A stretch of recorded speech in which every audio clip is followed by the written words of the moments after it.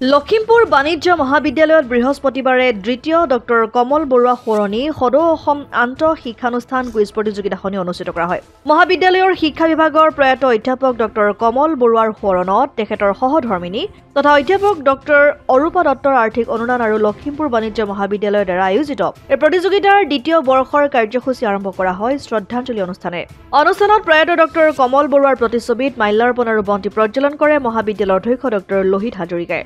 মহাবিদ্যালয়ৰ শিক্ষা বিভাগৰ প্ৰয়াত অধ্যাপক ডক্টৰ কমল বৰুৱাৰ সৰণত তেখেতৰ সহধৰ্মিনী তথা অধ্যাপক ডক্টৰ অৰূপা দত্তৰ আৰ্থিক অনুদান আৰু লখিমপুৰ বাণিজ্য মহাবিদ্যালয়ৰ দ্বাৰা আয়োজিত এই প্ৰতিযোগিতাৰ দ্বিতীয় বৰ্ষৰ কাৰ্যসূচী আৰম্ভ কৰা হয় শ্ৰদ্ধাঞ্জলি অনুষ্ঠানেৰে। অনুষ্ঠানত প্ৰয়াত ডক্টৰ কমল বৰুৱাৰ প্ৰতিচ্ছবিত মাল্যাৰ্পণ কৰে আৰু বন্তি প্ৰজ্বলন কৰে মহাবিদ্যালয়ৰ অধ্যক্ষ ডক্টৰ লোহিত হাজৰিকাই।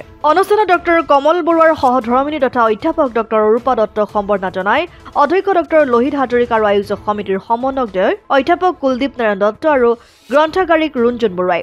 মুঠ ৩২টা দলৰ মাজত অনুষ্ঠিত প্ৰাথমিক লিখিত প্ৰতিযোগিতাৰ অন্তত শীৰ্ষস্থান লভা ৮টা দলৰ মাজৰ মূল প্ৰতিযোগিতাৰ আয়োজন কৰা হয়। কুইজৰ মূল প্ৰতিযোগিতা উদ্বোধন কৰে নৰ্থ লখিমপুৰ প্ৰেছ ক্লাবৰ সভাপতি তথা বিশিষ্ট সাংবাদিক কুমুদ বৰুৱাই। গুৱাহাটী উচ্চ ন্যায়ালয়ৰ অধিবক্তা তথা বিশিষ্ট কুইজ মাষ্টাৰ আজহাবুৰ ৰহমানৰ সঞ্চালনাত অনুষ্ঠিত চূড়ান্ত প্ৰতিযোগিতাত নগদ ধন আৰু চলন্ত ট্ৰফিৰে প্ৰথম স্থান লাভ কৰে গুৱাহাটী চিকিৎসা মহাবিদ্যালয়ৰ চয়ন মজুমদাৰে। দ্বিতীয় স্থান লাভ কৰে গুৱাহাটী বিশ্ববিদ্যালয়ৰ অনুজ শংকৰ দেৱনাথ আৰু বিকাশ দাসে আৰু তৃতীয় স্থান লাভ কৰে গুৱাহাটীৰ SB দেউৰা মহাবিদ্যালয়ৰ পাৰ্থপ্ৰতিম ভৰলুৱা আৰু শক্তিমান পেগুৱে। লখিমপুৰ বাণিজ্য মহাবিদ্যালয়ৰ পৰিচালনা সমিতিৰ সভাপতি ডক্টৰ মহিধুৰ পূজাৰীৰ পৰিচালনাত অনুষ্ঠিত বঁটা বিতৰণী সভাত আঁত ধৰে অধ্যাপক ডক্টৰ হৰিণী পাটোৱাৰী দাসে। লখিমপুৰ বাণিজ্য মহাবিদ্যালয় যোৱাবাৰ দৰে এইবাৰো ডক্টৰ কমল বৰুৱা মেমৰিয়েল আন্তঃ শিক্ষানুষ্ঠান কুইজ কম্পিটিশ্যনখন আমি আয়োজন কৰিবলৈ আগবাঢ়িছোঁ।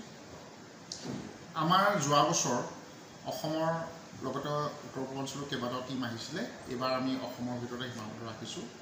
এতিয়ালৈকে আমাৰ 34 তাত টোটেল কুইজৰ টীমে ইয়াত তেওঁলোকে ৰেজিষ্ট্ৰেশ্যন কৰিছে।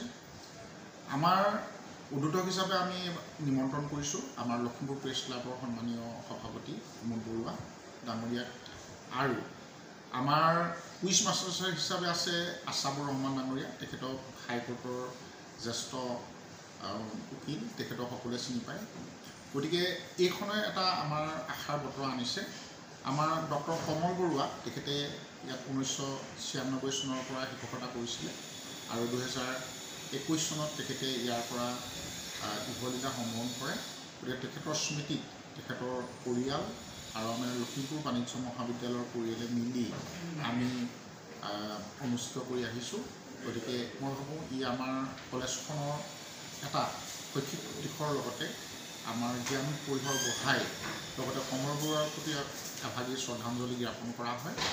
গতিকে এই অনুষ্ঠানভাগীত সকলোৰে সহযোগিতাত সুন্দৰকৈ সফল হ'ব বুলি মই আশাবাদী।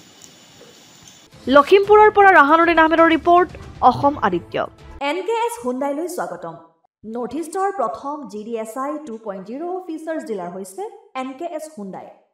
অত্যাধুনিক সা সুবিধাৰে তৈয়াৰী মষ্ট আপডেটেড হুণ্ডাই ডিলাৰ এতিয়া ডিব্ৰুগড়ত। আমাৰ NKS হুণ্ডাই ডিলাৰত open sales consulted room, customer ৰুমৰ লগতে পুৰণি গাড়ীৰ এক্সচেঞ্জ ফেচিলিটিও ৰখা হৈছে। ইয়াত চেলছৰ লগতে ছাৰ্ভিচ ছেক্টৰৰ সুন্দৰ সুবিধা আছে। প্ৰয়োজনীয় সকলো এডভান্স টুলছ, হুইল বেলেন্সিং, এলাইনমেণ্টৰ অত্যাধুনিক machine, post hydraulic lift, fully train মেন পাৱাৰৰ লগতে nitrogen gas filling facility, fully automatic car washer ফেচিলিটিও আছে।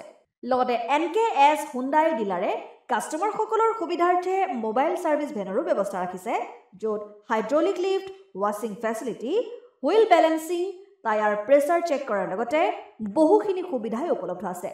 NKS হুণ্ডাইলৈ আহক আৰু সুবিধাসমূহ গ্ৰহণ কৰক।